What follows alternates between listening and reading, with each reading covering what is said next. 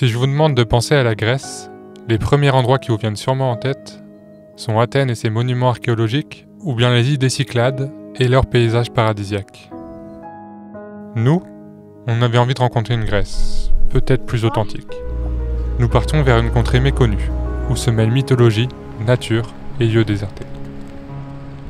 Bienvenue dans la péninsule de Magne, la porte d'entrée des enfers. Nous sommes à l'extrême pointe sud du Magne, à l'endroit le plus méridional de la Grèce continentale, le cap Ténare. Il y a fort longtemps, dans les confins de l'humanité, se trouve la porte d'entrée de l'Hadès, dieu éponyme des enfers. Ici, rien à voir avec nos conceptions contemporaines de l'enfer. Toutes les ombres des morts et toutes les âmes des défunts étaient accueillies par le dieu Hadès et son épouse Perséphone. Ce sombre monde souterrain se trouvait aussi éloigné de la terre que la terre est éloignée du ciel. Ce monde était si profond que si l'on jetait une enclume, elle mettrait 9 jours pour en atteindre le fond. Hercule s'y rendra pour le dernier de ses 12 travaux, afin de demander la permission de prendre Cerbère, le chien à 3 têtes, gardien de l'entrée des enfers. Les dieux acceptent, à condition qu'il ne lui fasse aucun mal. Socrate, parlant de l'Hadès, dit « L'âme, après sa séparation avec le corps, va dans le séjour des ténèbres, sa demeure souterraine où est le royaume d'Hadès, aussi grand que l'empire de Zeus. Car la terre occupe le milieu de l'univers. Et le monde étant sphérique, les dieux célestes habitent l'hémisphère supérieur, et les dieux infernaux l'autre hémisphère. Le vestibule d'Hadès est fermé de portes et de serrures en fer. Quand ces portes sont ouvertes, on voit la plaine qui s'appelle le champ de la vérité. Là siègent des juges, qui examinent quelles ont été la conduite et la vie de ceux qui arrivent quand ils étaient sur terre. Le mensonge est impossible. Ceux qui ont été inspirés par un bon démon pendant leur vie vont dans la demeure des justes. Où croisent des fruits de toute espèce, où coulent des sources d'une eau limpide, où sont des prairies émaillées de fleurs, des conversations philosophiques, des théâtres pour les poètes. Enfin, une paix continuelle et une joie sans mélange. Il n'y a ni chaleur, ni froid excessif. Un air tempéré circule. Nous, c'est Robin et Bertille. Notre histoire, celle d'une quête. Mettre en lumière les inconnus, les passionnés, les vies extraordinaires, les terres fantastiques et tous ceux qui le souhaitent. Nous sommes 2 passeurs, voyageant au-delà des frontières.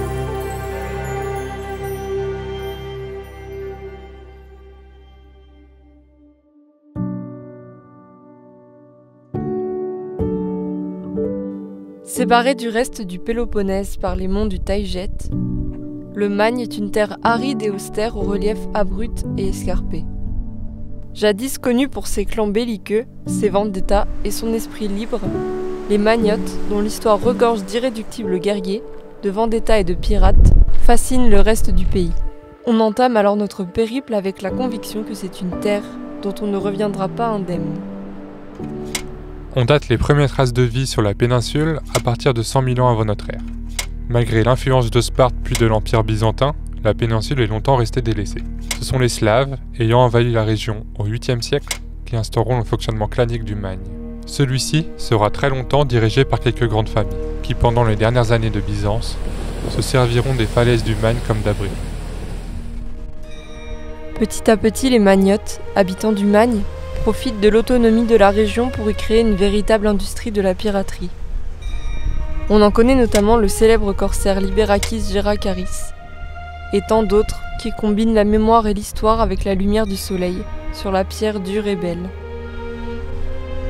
On raconte que dans les mêmes grottes, sur le bord de la mer, se réfugiaient fées et pirates pour inciter le passage des bateaux qu'ils entraînaient contre les rochers escarpés. Dans l'Iliade, Homère cite plusieurs fois le cap Ténare comme un endroit où nombre de bateaux s'échouent. On va se préparer à rentrer dans les grottes de Tyros. Et on a décidé d'essayer d'aller rejoindre un petit peu Hadès, ou de moins son royaume, donc on va rentrer dans une grotte. Et on ne sait pas si c'est la bonne, mais d'après les Grecs, toutes les grottes qu'on trouve par ici, ce seraient des entrées pour le royaume d'Hadès. Là où tous les personnages importants de la mythologie auraient essayé de le rejoindre dans son royaume. Entrer dans une grotte, ça me fait toujours plaisir. Oui, on sait que Bertie adore les grottes. Et là c'est assez escarpé en barque.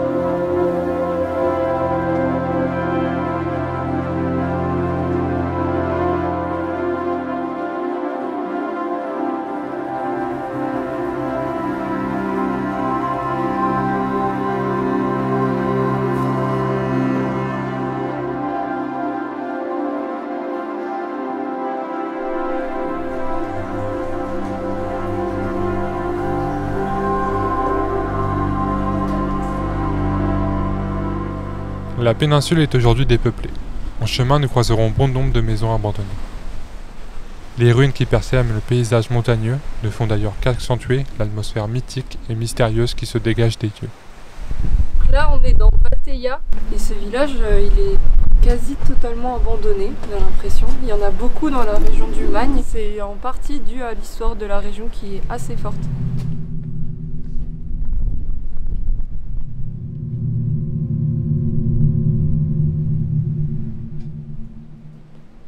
C'est la frouquée.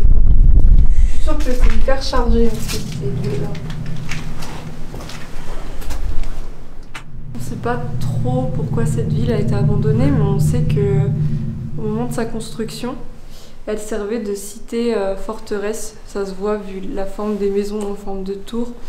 Elle servait donc de cité forteresse pour protéger les habitants de l'oppression turque et aussi des pirates qui étaient super nombreux et qui venaient de la mer.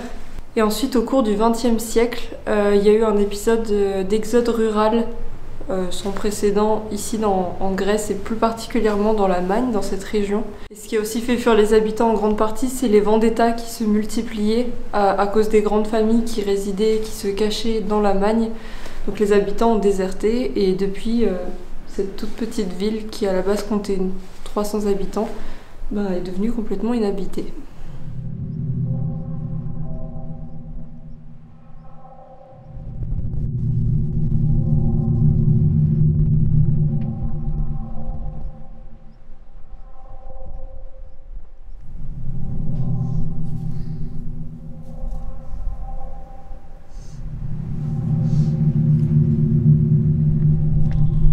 On marche vers le phare là-bas.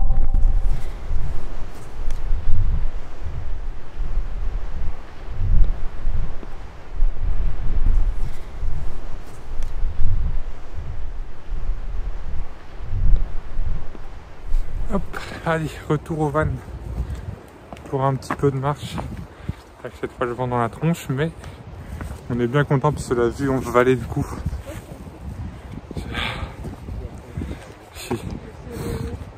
Bon, malheureusement il fait un peu de nuages aujourd'hui, mais on a quand même de petites éclaircies de ciel bleu et ça permet quand même de voir un peu plus loin.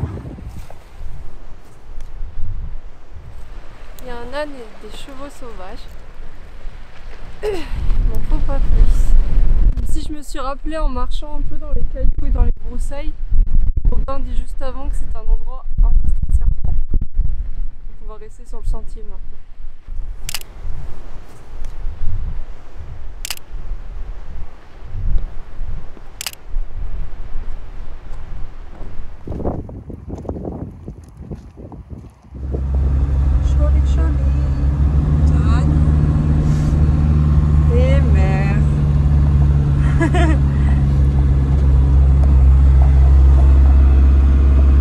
C'est chouettos. On est vraiment bien là. J'adore cette ambiance de suivre la côte en hauteur comme ça. Ouais. La montagne enneigée à gauche, des ruines partout, des villages S'il y a des ruines, super beaux en pierre. Robin est heureux. Franchement, j'aime vraiment bien. Ouais, c'est super beau. Ouais. Il manque un petit peu de chaleur. Et en fait, étonnamment, je pensais pas, mais en tout cas, ce côté-là de la Grèce est ultra nature. Ouais. Il y a très peu de villages, de maisons par-ci par-là, et vraiment des zones où il n'y a rien. Donc ouais, ça me rappelle un peu la Galice par endroits, par rapport à la Sicile qui était très urbanisée. Là, on a quand même... Tu trouvais? Moi je trouvais que ça allait. Très urbanisé dans le sens où il y avait des maisons un peu partout. Pas des grandes villes, etc. Mais il y a toujours des maisons un peu partout. Là, il y a vraiment des zones, il n'y a rien. Avec ses paysages aux allures d'Irlande ou d'Écosse, ses villages désertés et ses églises byzantines, le Magne a de vrais airs de bout du monde. Au pied des montagnes du Taïget, enrubannées de routes qui s'enfoncent dans les oliveraies, l'air marin transporte des effluves de plantes sauvages. On est loin des maisons Cholet et des dômes bleus des Cyclades. C'est une toute autre Grèce qui s'offre à nous. C'est tellement beau. Derrière une succession de vallées mamelonnées, la mer n'apparaît que par intermittence, comme à l'Hyménie, parenthèse enchantée où l'eau est couleur jade. Regardez la couleur. Je vous assure, on n'a pas changé la couleur à l'image. Puis à mesure que les kilomètres s'égrènent, les côtes se dessinent et semblent tendre les bras à l'Afrique, tant certains bouts de terre s'étirent en longueur. Car Damili, lieu légendaire, n'est plus très loin.